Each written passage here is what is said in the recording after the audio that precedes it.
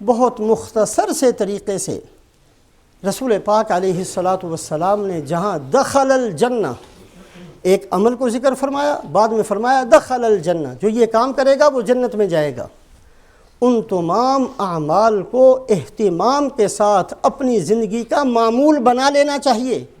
اس لیے کہ جس کے بارے میں فرمایا دخل الجنہ، یہ دلیل ہے کہ اس کا خاتمہ ایمان پر ہوگا، اس لیے کہ ایمان والے نے ہی جنت میں جانا ہے، اور اللہ کے نبی صلی اللہ علیہ وسلم کا فرمان حق اور سچ ہے۔ جب آپ نے فرما دیا یہ جنت میں جائے گا، اس کا مطلب یہ ہے کہ اس کا خاتمہ یقیناً ایمان پر ہوگا۔ چند مثالیں آپ صلی اللہ علیہ وسلم ایک جگہ فرماتے ہیں کہ جس آدمی نے وہی کہا جو مؤذن کہتا ہے، مؤذن نے کہا اللہ اکبر اللہ اکبر، اس نے کہا اللہ اکبر اللہ اکبر، مؤذن نے پھر کہا اللہ اکبر اللہ اکبر، اس نے جواب میں کہا اللہ اکبر اللہ اکبر، مؤذن نے کہا اشہد ان لا الہ الا اللہ، اس نے کہا اشہد ان لا الہ الا اللہ، مؤذن نے کہا اشہد ان محمد الرسول اللہ، اس نے جواب میں کہا اشہد ان محمد الرسول اللہ، مؤذن نے حی علی الصلاۃ حی علی الفلاح کہا، اس نے جواب میں لا حول ولا قوۃ الا باللہ کہا، پھر مؤذن نے کہا اللہ اکبر، اس نے بھی کہا اللہ اکبر، پھر مؤذن نے کہا لا الہ الا اللہ، تو اس نے بھی لا الہ الا اللہ کہا، اور لا الہ الا اللہ کہتے ہوئے دل کے اوپر نظر کی کہ واقعتاً اللہ کے علاوہ میرا کوئی معبود نہیں ہے،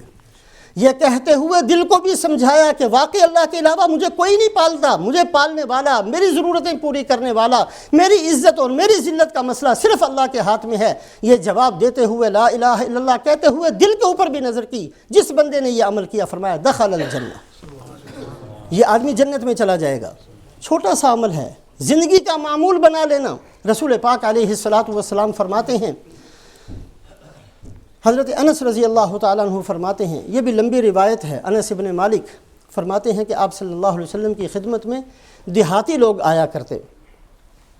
اور آ کر سوال کرتے تو ہمیں بڑا اچھا لگتا ہے، اس لیے کہ وہ بے دھڑک پوچھ لیا کرتے تھے اور ہم لوگ بعض دفعہ بڑا جھجکتے تھے پوچھتے ہوئے۔ ایک دیہاتی آئے اور آ کر رسول پاک علیہ الصلاۃ والسلام سے بہت سارے سوالات کیے،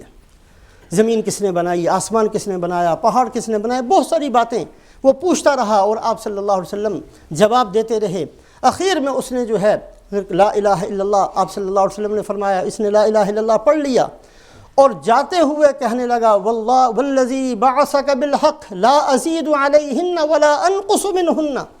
اے محمد صلی اللہ علیہ وسلم میں قسم کھاتا ہوں اس ذات کی جس نے آپ کو حق کے ساتھ بھیجا ہے، جو آپ نے فرمایا ہے اس میں میں زیادتی بھی نہیں کروں گا اور اس میں کمی بھی نہیں کروں گا، جو آپ نے فرمایا ہے اسی پر میری زندگی رہے گی، دین کے اندر نہ اضافہ کروں گا نہ دین کے اندر کوئی کمی کروں گا۔ آپ صلی اللہ علیہ وسلم نے فرمایا لئن صدق لیدخلن الجنہ، اگر یہ اپنی بات پر سچا رہا تو ضرور بھی ضرور جنت میں پہنچ جائے گا۔ کیا مطلب؟ زندگی گزارتے ہوئے نہ دین میں اضافہ کرنا ہے نہ دین میں کمی کرنی ہے۔ جو آدمی اس چیز کو اپنا وظیفہ حیات بنائے گا، اللہ کے نبی صلی اللہ علیہ وسلم کے مطابق کے قول کے مطابق وہ انشاءاللہ جنت میں جائے گا، یعنی اس کا خاتمہ ایمان پر ہوگا۔ حضرت ابو ذر رضی اللہ تعالیٰ عنہ فرماتے ہیں، میں رسول پاک علیہ الصلاۃ والسلام کی خدمت میں حاضر ہوا، میں نے دیکھا کہ آپ سفید چادر اوڑھے ہوئے آرام فرما رہے ہیں، میں چلا گیا۔ تھوڑی دیر کے بعد پھر حاضر ہوا تو آپ صلی اللہ علیہ وسلم بیدار ہو چکے تھے، میں آپ کے سامنے بیٹھ گیا اور آپ صلی اللہ علیہ وسلم نے مجھے فرمایا کہ اے ابو ذر، ما من عبد قال لا الہ الا اللہ، جو بندہ بھی لا الہ الا اللہ کہے پھر اسی پر اس کی زندگی گزارے، اس لا الہ الا اللہ کو خراب نہ کرے، اپنے ایمان کو خراب نہ کرے، اپنے ایمان کے اندر ملاوٹ نہ کرے، اپنے ایمان کے ساتھ کفر کو نہ ملائے، جو لا الہ الا اللہ کہے پھر لا الہ الا اللہ پر قائم رہے یہاں تک کہ اس کی موت آ جائے، دخل الجنہ، وہ جنت میں پہنچ جائے گا۔ ایمان کو دھوتے رہنا چاہیے جیسے کپڑے دھوتے ہیں، توبہ استغفار سے۔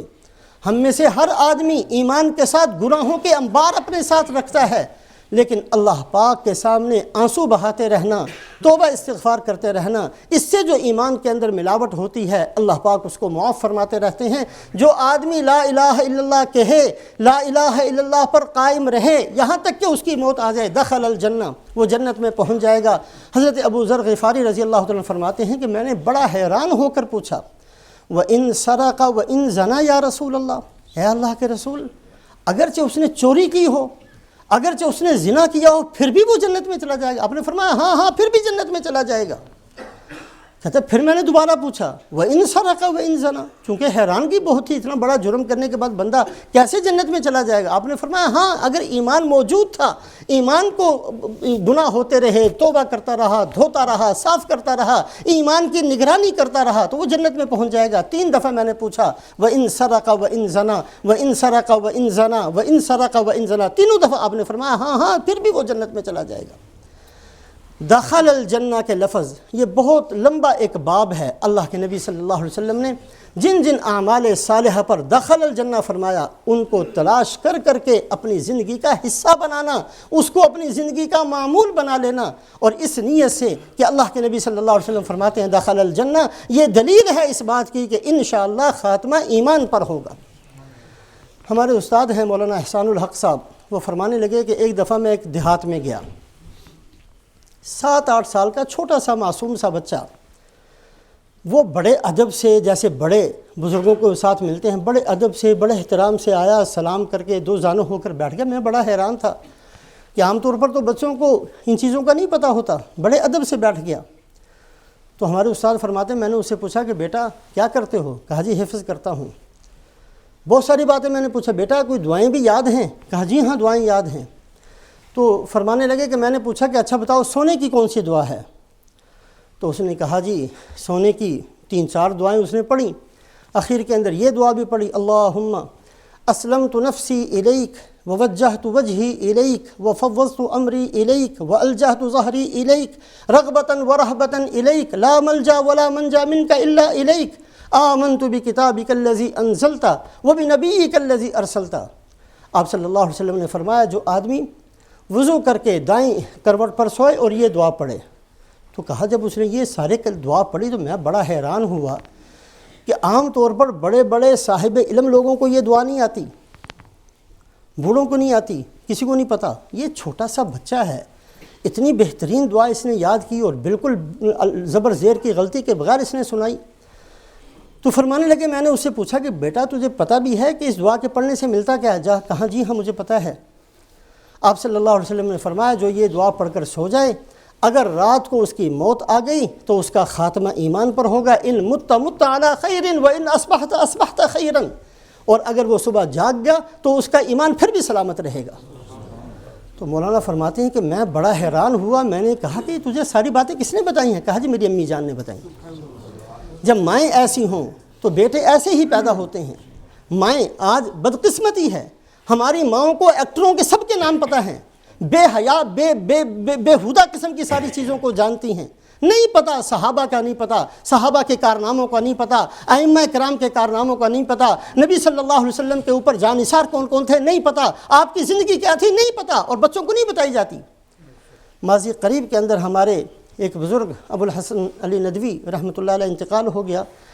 وہ فرمایا کرتے تھے کہ میری دادی نے بچپن کے اندر آپ صلی اللہ علیہ وسلم کے سارے سفر، بدر کے اندر کیا ہوا، احد کے اندر کیا ہوا، خیبر کے اندر کیا ہوا، تبوک کے اندر کیا ہوا، کس صحابی نے کیا کیا، سارے حالات ہمیں رات کو سنایا کرتی تھیں، اور اتنا انہوں نے ہمیں سنا دیا تھا کہ جب میں نے کتابیں پڑھی ہیں میرے علم میں کوئی اضافہ نہیں ہوا۔